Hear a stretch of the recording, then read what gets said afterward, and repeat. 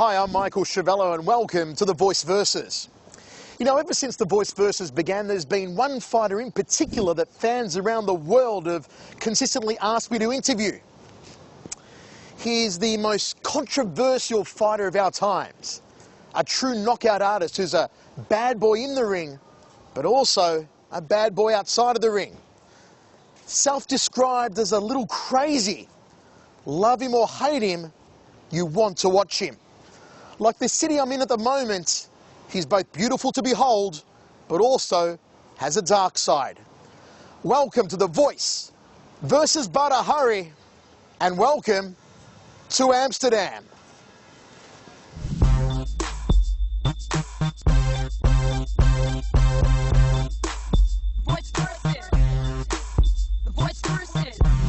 Badr, Hurry, welcome to The Voice Versus, brother. It's great to finally have you here. Thank you, thank you.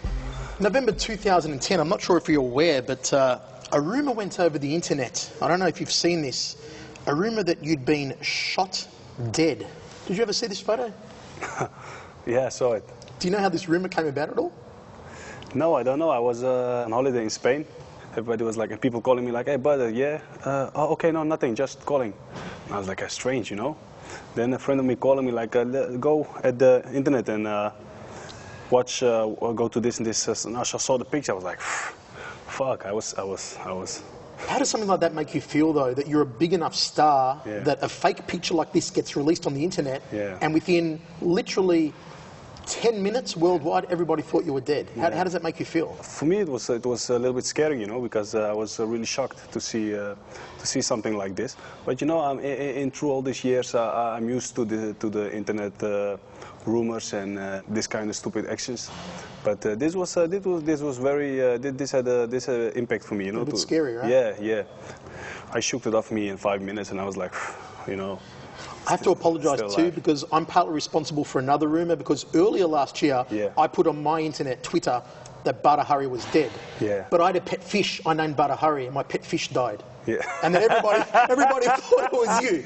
So I even had Joe Rogan, because he's a big fan of yours, emailing me. He's like, brother, did Badr Hurry die? I'm like, no, my fish. You have to read the whole thing. My fish died. So a little bit responsible.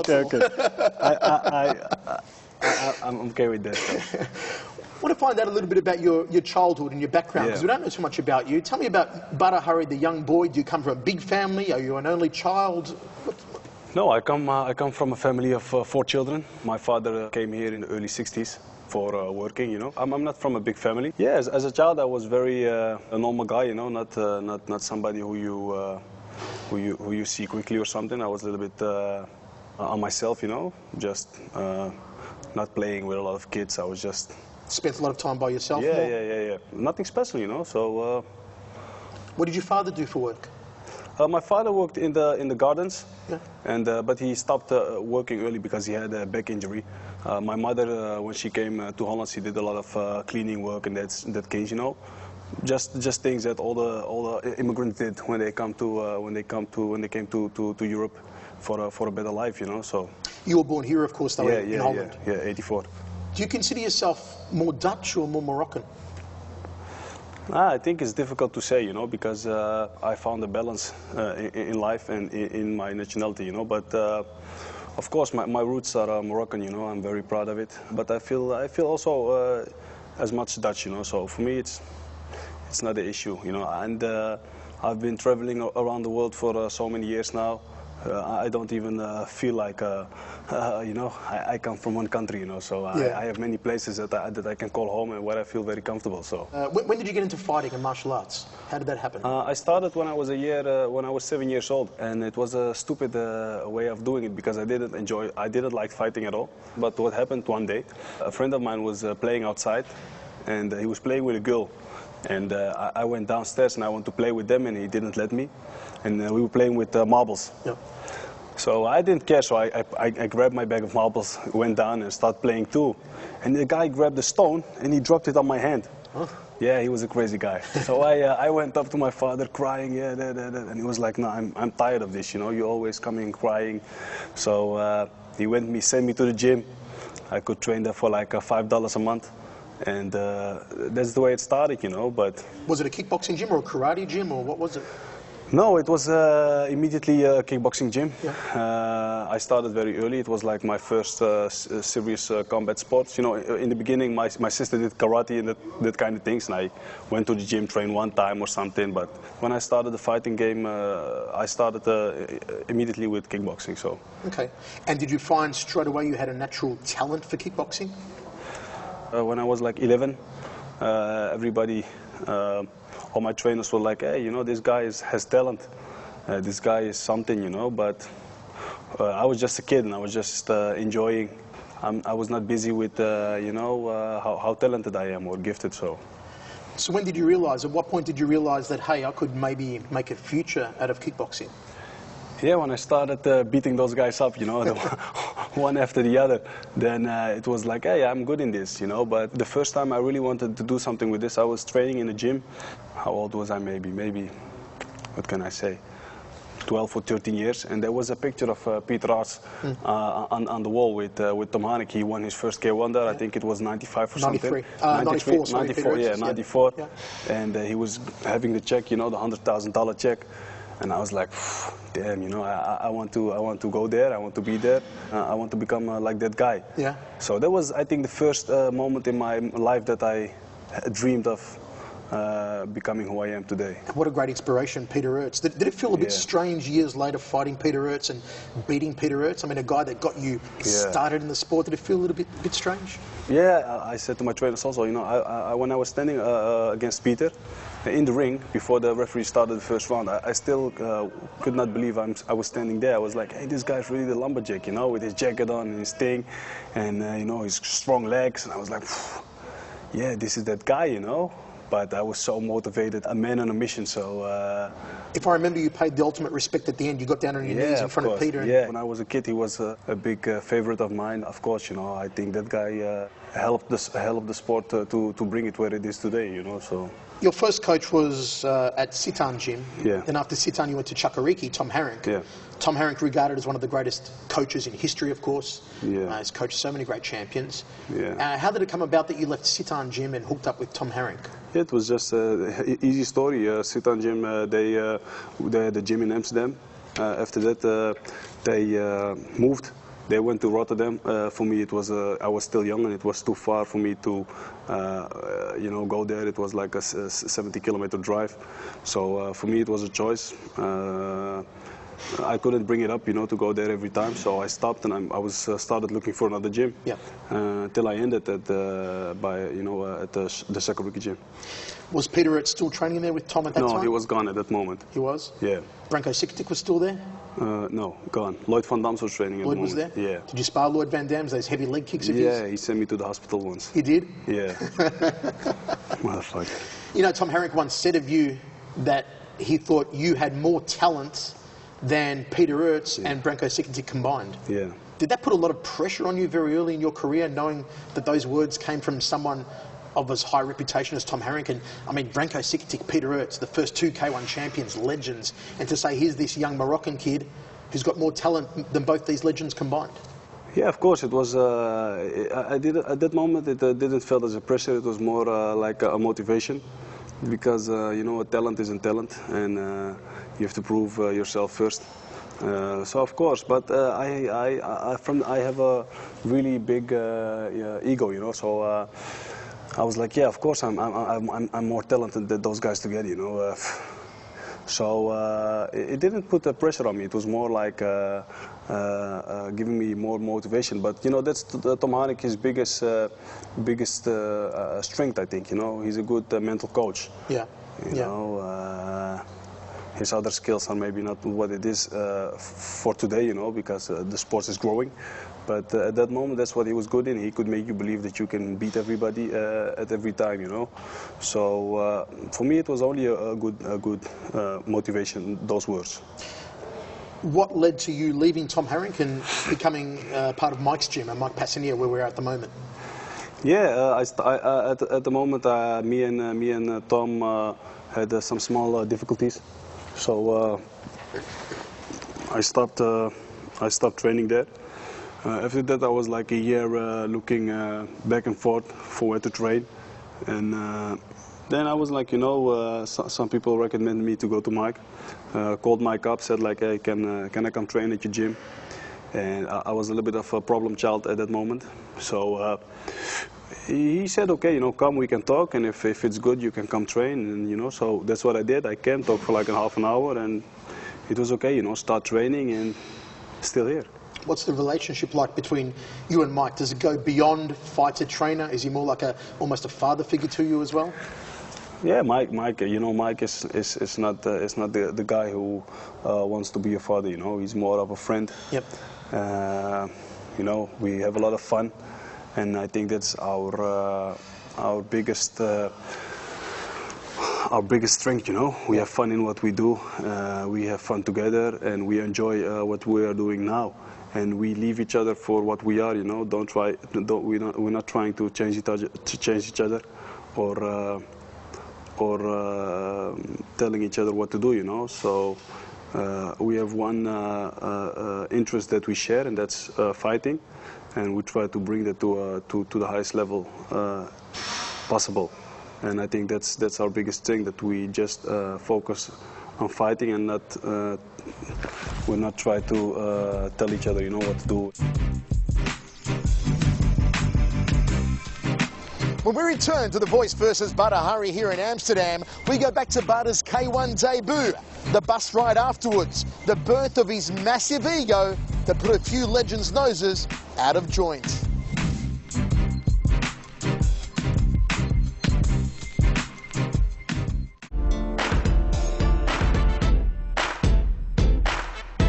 Welcome back to Amsterdam, The Voice versus Badr Hari. Badr exploded onto the K1 scene in 2005 as a 20-year-old, spectacularly knocking out Stefan Lecco. After that, he caught a bus ride back to the hotel. I was on that bus, along with a few K1 legends who were, well, very upset by Badr's sudden blossoming ego. You were saying before you have a big ego. Yeah. And the first time I saw this ego was the first time I commentated you live, 2005 at the Tokyo Dome, when you knocked out Stefan Lecco with maybe the greatest knockout, I think, in any combat sport, boxing, mixed martial arts, kickboxing. It was an extraordinary spinning hook kick. I remember the bus ride back to the hotel after that. You were 20 years old, you had the shaved head, you were skinny, and you were sitting in the back of the bus, and I was up the front of the bus with Ray Sefo, with Ernesto, Peter Ertz, and you were calling them all out from the back of the bus. And you were asking them, hey, Ernesto, how old are you? You're old, I'm 20 years old, I'm going to beat you. Peter, how old are you? You're old, I'm 20 years old, I'm going to knock you out. Ray, I'm going to knock you out. I'm the best, I'm the greatest. Like almost like a young Muhammad Ali, cocky and egotistical. Is that cockiness and ego still there, or has it calmed down a lot over the years? Or do you just hide it a lot better than what you used to? Yeah, I hide it maybe a little bit better. Because a lot of people didn't like you after that bus ride. Yeah, of course, but I think, you know what it is, what I said to them, I made it true. Knock those guys also out. Yeah. So I was just, you can call it cocky or those kind of things, but I just call it, I speak what I feel. And I don't hide my emotions, If I think something, I say it. And that's what I was thinking at that moment, so I said it, Now I think a little bit maybe more before I say something, but if you catch me on the wrong moment, I will still say it without thinking, so... Did you ever in your wildest dreams think you could make a K1 debut that impressively? It was your first time K1 in Japan, and to pull off a move that, even a Van Damme in the movies could not do it as perfectly as he did. Did you ever in your wildest dreams think you could have done that? No, never. Of course, that fight was, was crazy. When I still look at that knockout, I was like, damn, did I do that? It was like a Bruce Lee kick, in a movie, and in the movie they do it like 100 times before they get the right shot, and for me it was like one minor opening, and it was finished. So of course it was tremendous, I was so happy, and it was for me my beginning of my career. So it was a big step, If I lose that fight, I think it would make things very difficult for me. So I was very, very happy. You've produced a lot of awesome knockouts, violent knockouts that have hurt people.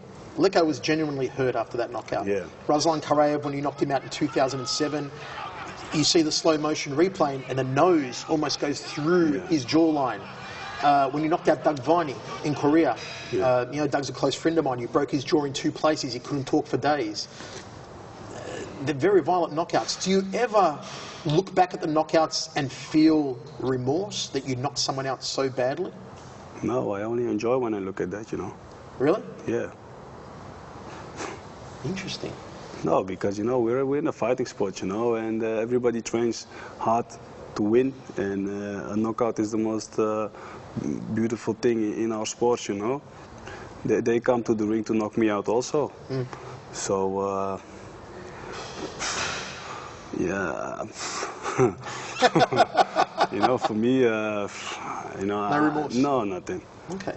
If I meet again, I try to knock him out even worse than before, you know. Take the Stefan Lecco knockout out of the equation, because it was brilliant on its own. Of all the other knockouts you've scored, I mean, you know, knockouts: Ray Sefo, Glabay Feitosa, Karayev, Doug Viney, Fujimoto, Alistair Overeem. If you could only remember one of these knockouts as the knockout and how it felt, your glove connecting, your foot connecting, which is the one knockout that most stands out for you? I have 2, you know. My first one was my second fight with Karayev. Yep. There was a strange fight, you know. I got knocked down and I stood up. And to be honest, when he knocked me down, I didn't remember anything until Mike was in the ring screaming. Really? I was like, you know what happened, you know? Wow. So I didn't realize that I knocked him out. So because I was still but my body and my unconsciousness maybe just reacted on the moment. And the second one was against Alistair. That was a very one of my happiest moments in my career, you know, because I was waiting for that fight for like 1 year, and I was like, I just hated that guy, you know. I was so and when that happened in the Grand Prix, I was like, yeah, you know, I told you guys he's not my competition, you know. He was just lucky the first time. So let's talk a bit more about that, because you and I tag teamed Alistair on that occasion. It's no secret. I set it up at the press conference. We almost, it was the best press conference ever. Come on, we did well, man. We got to shake on that. We tore it up at the press conference. Yeah, we were good. We were good.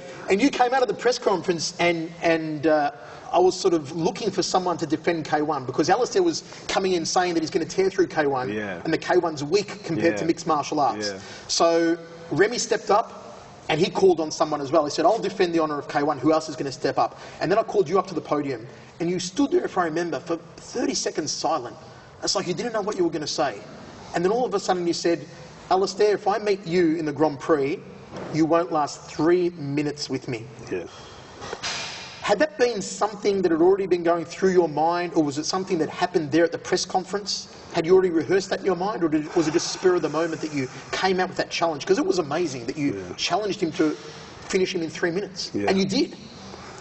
Yeah, you know what it is? It was because he came to the press conference and he was like, you know, all these guys over here, none of them will last with me in an octagon for like 3 minutes.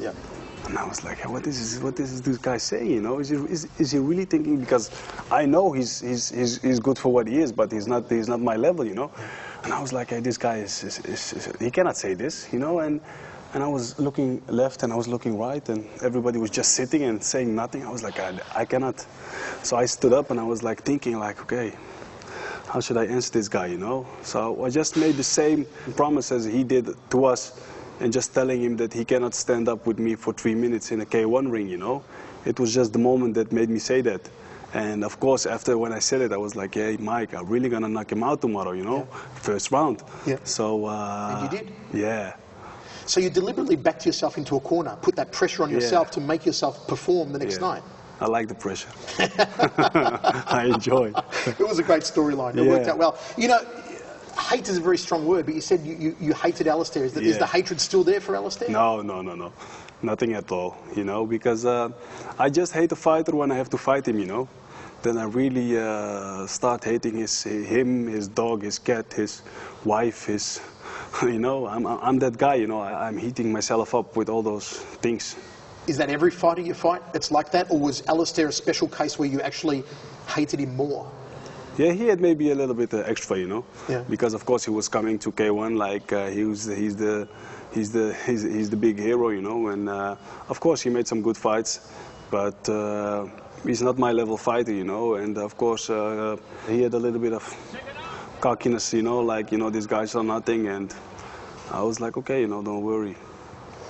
How do you explain Dynamite 2009? Yeah, Dynamite was a fucked up situation, man. Yeah. Yeah. I mean, a lot was happening. You'd been disqualified in the Grand Prix, which we'll talk about a bit later. Yeah. The troubles with the gym, Yeah. Mike's gym burning down. Yeah. You only having 3 weeks to prepare for Dynamite when you're going through so much emotional turmoil, the gym and the disqualification. And you know, the world was shocked when Alistair knocked you out and knocked you out so quickly. Yeah. Can you explain that a little bit more? Yeah, you know, I don't like excuses, you know, for losses. When you lose because you choose to fight, and you know what the consequence can be. So I'm not making any excuses for that fight I lost. But for me, it was a difficult period in my career. You know, I had a rough tournament. You know, I fought Peter in the first, Zimmerman in the second, and after that I got disqualified against Bonjanski. When I got disqualified, you know, the whole world was on Badr, you know, I was the big, terrible guy. Everybody hated. I disappointed people, and K1 should throw me out. And they were talking about you don't get your money, we give you extra, you have to pay us. And I had all these things happening, and I was like, okay, you know, and it was only 2.5 weeks before Dynamite. Then they called me up like 10 days after the event. Hey, listen, you know what, you can fight. I was like, I'm disqualified, you know. I'm like, they were talking about like, you don't fight for a year, you don't fight for like the next Grand Prix. And then they called me like, hey, you can fight. I was like, fight? Yeah, when? Yeah, Dynamite. To make it up with us. I was like, okay, make it up with you. I don't know what, you know, and we just took that fight, and they said, yeah, if you fight Dynamite, we'll forgive you, you know, and we think about it with how we do our future with you. And I was like, okay, you know, you're fighting Krokop. I was like, no, okay, no problem, you know. In a kickboxing match, I was like, no, good. Then they called me a week later, no, it's not Krokop, we're going to be Alistair Overeem. And I remember Alistair Overeem back in his days. I was like, this guy cannot fight. He's not a kickboxer. I was like, okay, you know, Mike, this is an easy opponent. Just do it. And went back again to Japan and stepped in the ring. After that fight, I made a stupid choice, you know, to take that fight. But I took it. He knocked me out in like the first round. And yeah. Is it hard to watch that fight? No, not anymore, not anymore. If I look at it now, I'm like, you know, no problem, you know. But I think the 6 months after the fight, I still couldn't watch that fight, you know. I was like, damn, how could I be so stupid, you know, to take it out so easy and take the fight so... Can Alistair call himself the true K1 world champion without you having been in that tournament last year? Yeah, of course, you know. Of course, he can say that. You know, he is the true champion. He fought the tournament. He won with the guys who were there at that moment. So it was my mistake that I wasn't there. But he won. He's the champion. I won't say that he's not. You know. He's improved a lot, though, hasn't he? In his stand-up. Or do you believe he's improved a lot? Yeah, he become better, you know. Could he last past 3 minutes with you now? In his dreams. Really? Yeah, never. How does it end? Knockout. How? I don't know. I think the same as before, you know. I think I'll punch him out. He's not a guy who can take a lot, you know.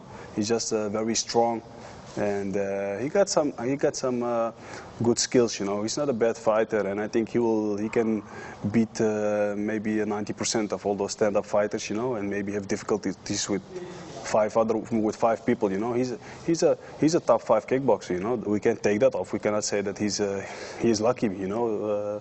That would be stupid, and that will be false, you know, if I say that. So he's a top 5 world fighter, top class, you know. So he's a difficult opponent for everybody, but he's not my class, you know. I can knock him out every minute of the fight. You once hopped in the ring in Japan during a dream show. Yeah. And said that mixed martial arts was a bunch of hugging and kissing. Yeah. Was that you talking, or was that the promotion that wanted you to say that? Because a lot of mixed martial artists around the world got really pissed off when you said that. Yeah. Was that you saying it, or were you told to say that? Yeah, it's not. I just said it. And if I said it or I had to say it, or you know, that was my choice to say it. And I was just firing up the situation, you know, because I knew what was coming up. For us, it was a big stunt, you know, because we were not expecting that Alistair would win from Krokop. Our main goal was to have Krokop back for a K1 fight with me. But Krokop lost that fight, and it didn't went how we wanted. You know, I like to promote things, you know, and I like to say those kind of things when I have the chance to say it. You fought mixed martial arts once, Yeah. early in your career. You lost, but you were a last-minute replacement. Yeah. Would you ever fight mixed martial arts again, or it's just not you? I don't know. You know, I enjoy kickboxing a lot, and mixed martial arts. I don't know. I see myself if I have to change sports. I see myself rather boxing than step into MMA. You know, so I like the stand-up skills. You know, I like the art of boxing. So I don't know. You know, I don't think about it really at the moment. You've done some groundwork, though? Have you done some grappling work? Yeah, a little bit. Because I think I remember George Santiago, it might have been saying that you actually didn't have too bad a skill on the ground. You're okay, you could handle yourself. Yeah, George, I train with him sometimes. He's a good fighter, you know. He's very skilled on the ground. In the gym, he's the best. I trained with him, and he was like, "Hey, buddy, you're really good. You can do something with this, you know." But again, I don't like the higging and the kissing, and the kissing, you know. So I don't have a plan, you know. But like I said, if I had to make a change, it would be rather boxing than go MMA. You spoke about Krokop. It never did eventuate a fight between you and him. If it was to be promoted, you know, this year, kickboxing rules, K1 rules, you'd knock out Krokop. How do you think that would go down? You know, my intentions are always to knock somebody out. And maybe it sounds strange, but I can say that I'm a knockout artist. You know, I knock maybe 95% of my opponents out, so I think I can say it. Krokop is a good fighter. You know, in his days he was one of the greatest. I was a fan of him also. You know, he had some great knockouts also on his name, but he went to difficult situations the last couple of years. You know, so you don't know what kind of Krokop you get in front of you. Yeah, I don't think he would last it. He would last long with me. So I think his mind and his body is too damaged, you know, to stay up and keep the fight up.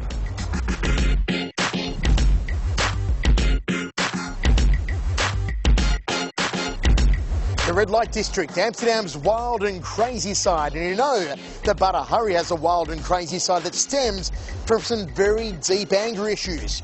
When we return to The Voice versus Badr Hari, I'll probe deep into his heart and soul and try and find out why the hell Badr Hari is so damn angry.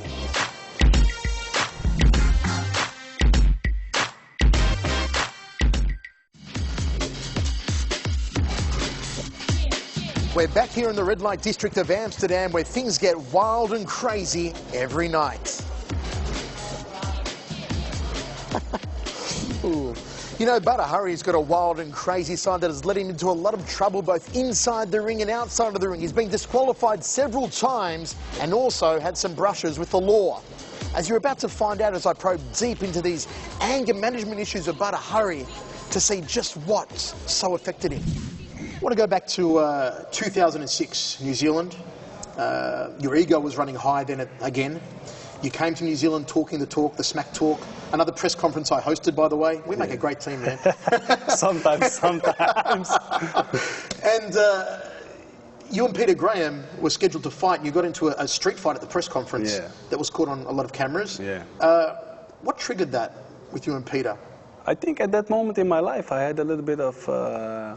I didn't really know who I am, you know.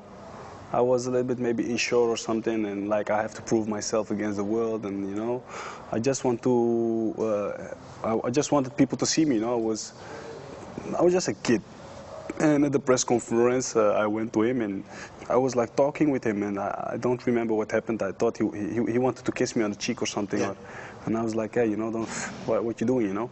Just tried to knock him out, you know, but I missed twice, so it wasn't a good offense. He knocked you out with, again, one of the most spectacular knockouts ever. It was a rolling thunder kick. Yeah, broke my jaw. In two places? Yeah. Man, what was that like? I mean, I was amazed you even came back after that. To me, that was almost a career-ending injury that other people would have retired from. No, listen, if they want me to retire, I think they have to kill me first, because I don't believe in giving up. And but the knockout was very hard. He knocked me really out. Because it came in the final 10 Yes, seconds of a match six- you were winning. six seconds of a match yeah. you were winning. He throws Yeah. one last kick, a Yeah. rolling thunder, and boom. Yeah, but that's kickboxing, you Yeah. know. That's mixed martial arts, you know. That's fighting sports. You can get knocked out in the last second, and he knocked me out, and he did a great job. But it was only motivating, you know. Everything. When I have a loss like this, I get very motivated because I want to prove myself soon and again and hard. So. You were going through a strange period that year in 2006 because you fought Ruslan Karayev in Osaka. Yeah. First time you fought him. Yeah. Again, a very controversial contest. And then backstage, you went crazy. You wrecked it. You started smashing signs in the change room, and you went nuts backstage. What was going through your mind there? Maybe I have some strange thinkings in my head, you know. I'm not always, my head is not always thinking straight, you know. And at that moment I was just, I don't know, just crazy, you know. Still am sometimes, make too much mistakes. Do you have any idea where it stems from, Badr? Like a lot of the anger that you've displayed in your career? You know, like the situation in Osaka, like the situation with Remy in the final of the Grand Prix, the situation with Hezdi Georges. It seems to be a lot of anger. Do you know where it comes from? Is there a part of your life where it comes from? I'm looking for it, you know, because I know this the way this is going is not good. So I had to make changes, you know. That's why I took my year off also. I don't know. I'm just very filled up with hate, you know. And when I fight opponents, I really want to hurt them, you know, and I really hate them. So I don't know, but did something happen to you when you were younger? I don't know. I don't remember. I'm maybe schizophrenic, so no, I don't know, you know.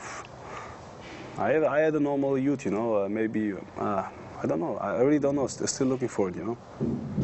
You don't see a sports psychologist, anything like that? No, if I do that, I think I'm really crazy, you know. I already think that I'm not 100%, so for me it's difficult. But we'll see, you know, time will tell. I'm getting a little bit, I think I'm in balance now, you know, so we'll see. Of all the, I mean, all the great moments are there to see, but of all the bad moments in your in-ring career, and you look at them and they stand out, it's mostly Remy and Hezdi. Yeah. When you watch both of those events, you watch them back. Yeah. Do you regret it? What goes through your mind when you watch them? If you were to watch it now on the TV, and you and I sit here, what's going through your mind? First of all, when you watch the Remy fight and what happened in the 2008 Grand Prix final. Yeah, I think that I did stupid, you know. Remy, I gave him an easy victory, you know. Has the same. They both become world champion by my mistakes. So I give it to them like a present. But I don't regret, you know. It's a fight. We're fighters, so I don't think we have to think about it a lot. We just have to go on, you know. And those guys they know what they're coming to do, you know. They come to fight, and it's a fight, and things happen in fights. So, you know, just go forward. What about Semi Schultz in the final of 2009? Yeah. Do you feel you made a mistake by rushing in too hard and heavy on Semi, and you gave him the opportunity to beat you? Yeah, people say that, you know, but if my gloves hit him at the right moment, then it's finished, you know. Then I win that fight, and everybody's like, Badr, yeah, man, that guy is great, you know. So it's talk after the fight, you know. It's always easy. But I think the fight went. He did a good job. He stayed calm. I think in his first fight with him that I knocked him out, he made a mistake by trying to brawl with me. Yeah. I think that's never a good idea for a fighter to do with me. But and I think in the second fight he stayed very calm and tried not to get mixed up with me and just keep his distance, and he did well. So I think also the difference was for me, I fought Alistair in the second fight, and that for me was a final, you know. There was so much emotions involved in that fight, and I was concentrated on him, and I think Sam Shield was concentrated on me. Yeah. So everybody just met everybody at the right moment, and he met me on the right moment. So I think, you know, that's a tournament, you know. It's a moment, depends, you know.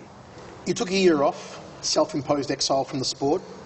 What did you do over that year? How did you try and overcome the difficulties you'd experienced after the Hezdi fight?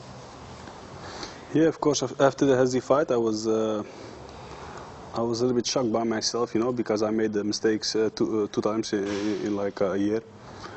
And I was like, you know, hey, what's wrong with me, you know? And but I felt big at that moment, you know. I felt like I was the rules, you know, because I was Badr. I could fill up whole arenas, you know. I know everybody was coming for me, you know. I knew that promoters needed me. I knew that television needed me.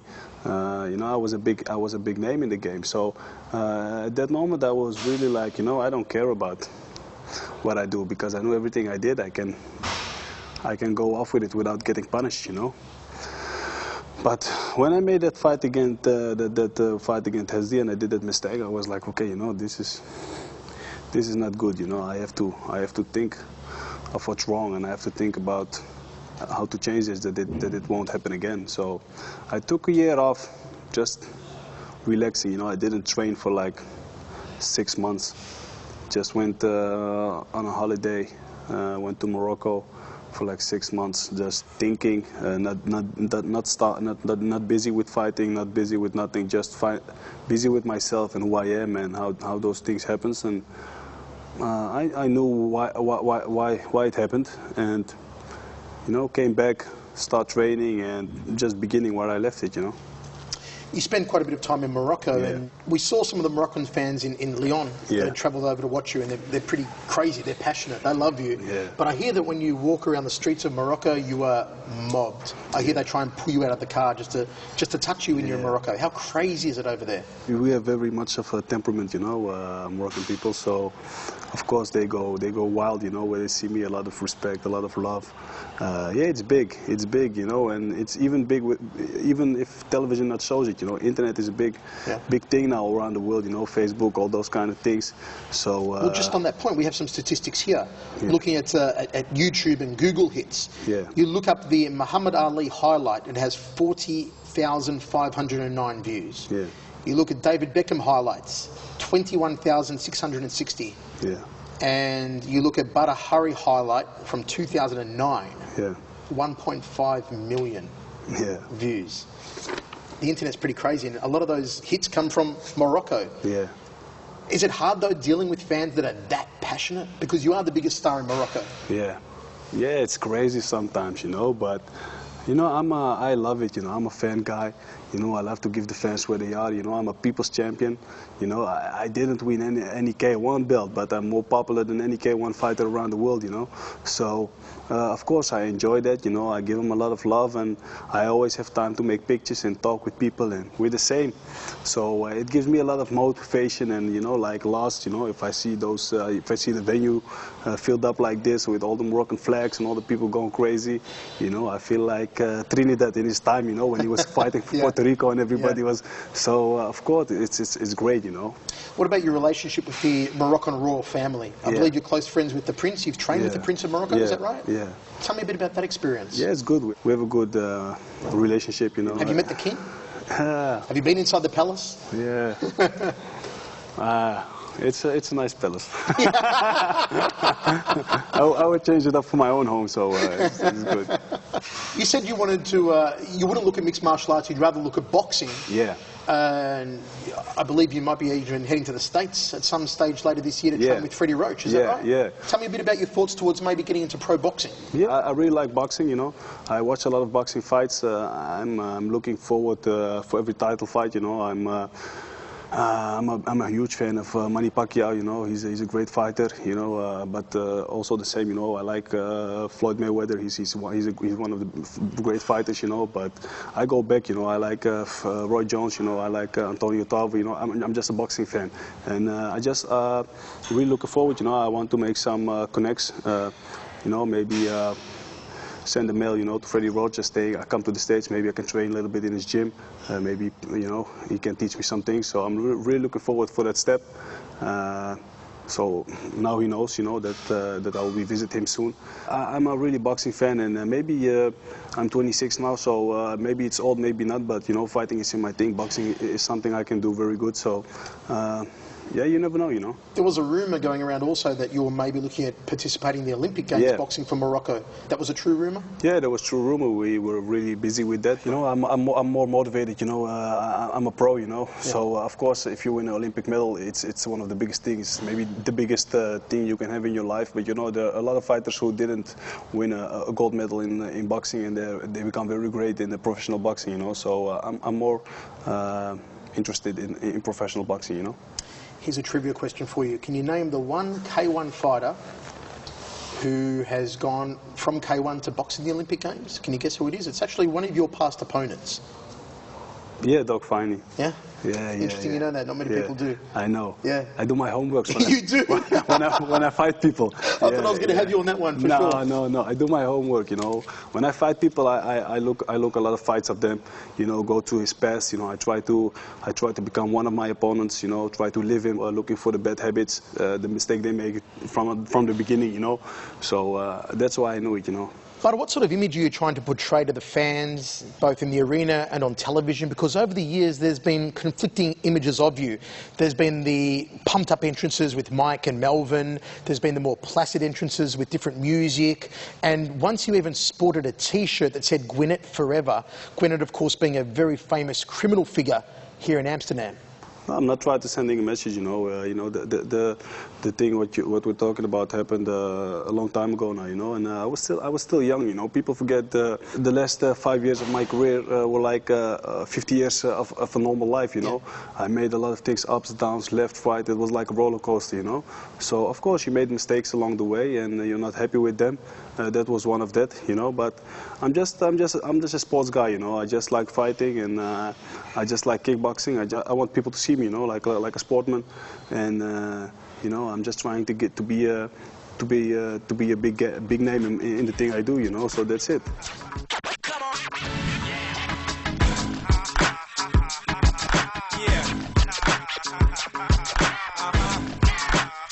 Still to come on The Voice versus Badr. Hurry will play that time-honoured game of knockout, chokeout, wedgie or a bowl of fried shrimp. But coming up next, you know it doesn't take much to flip Badr Hurry's switches, especially don't park in his spot.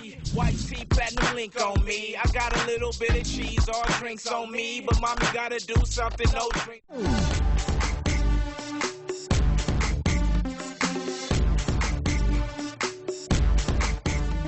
Welcome back to Amsterdam and The Voice versus Badr Hurry.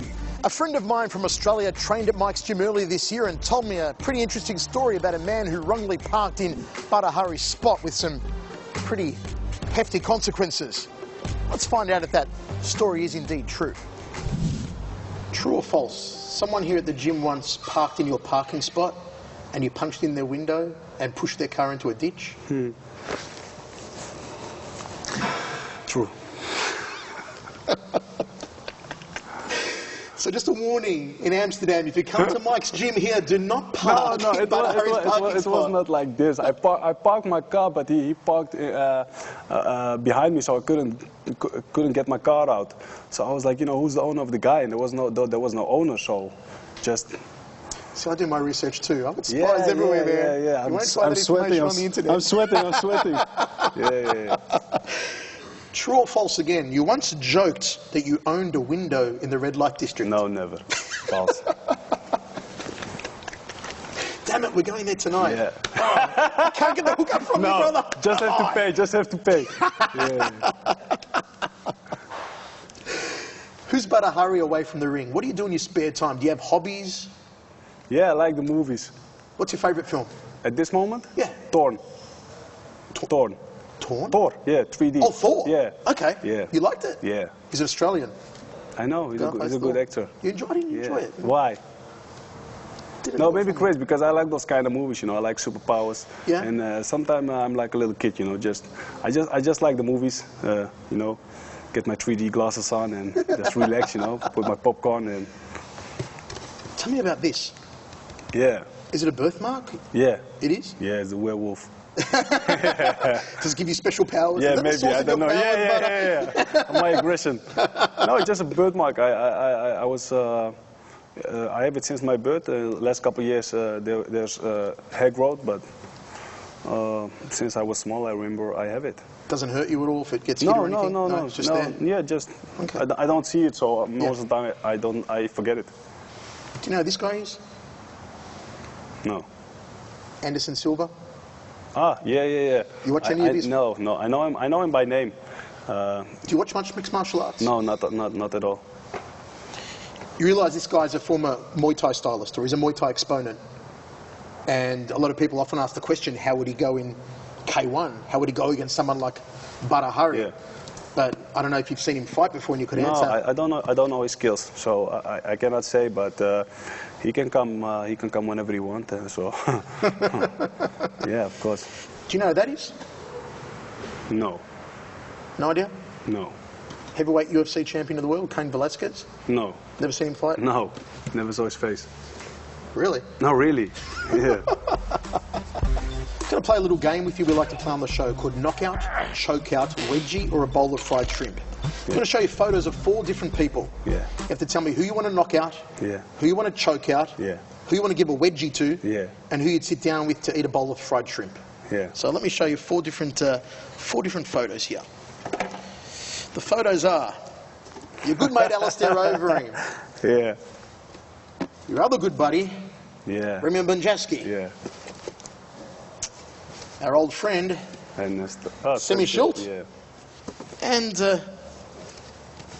Ernesto Hust. Ernesto Hust. Yeah. So out of these 4 people, Semi, Remy, Alistair and Ernesto, first of all, who would you most want to knock out? Bonjaski. Remy Bunjaski? Yeah.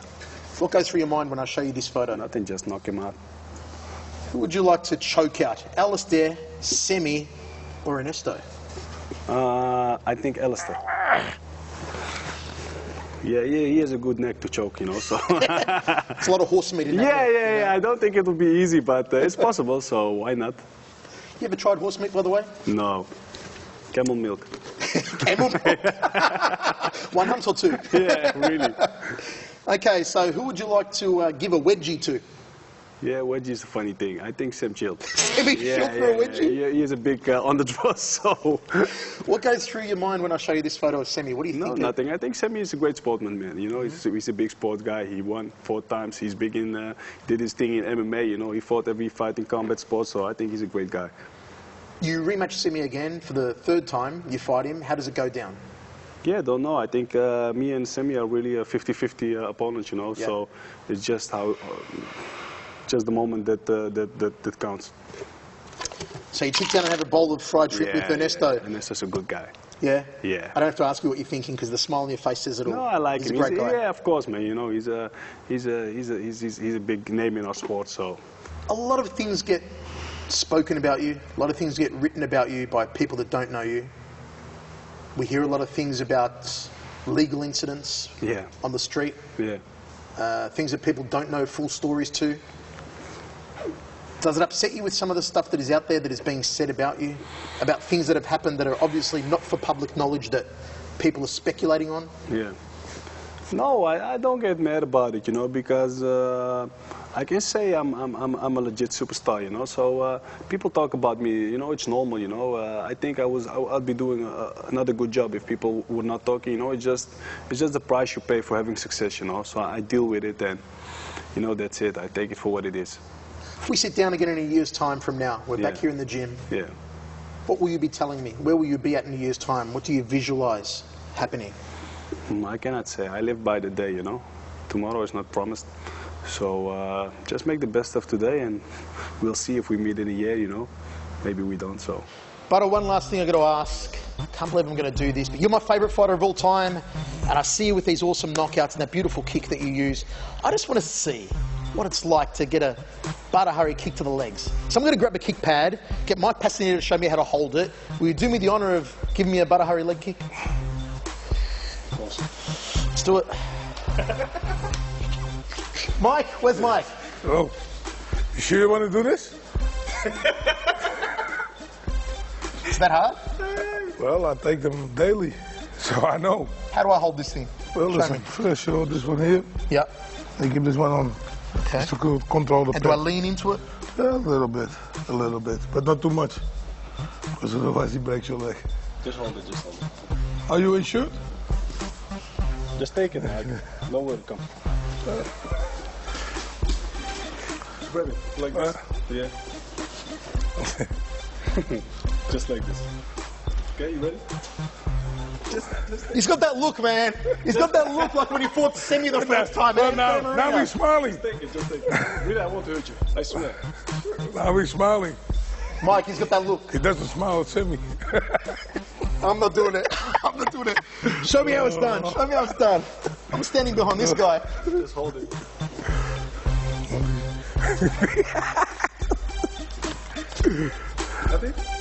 Gewoon volgen. Oh, damn.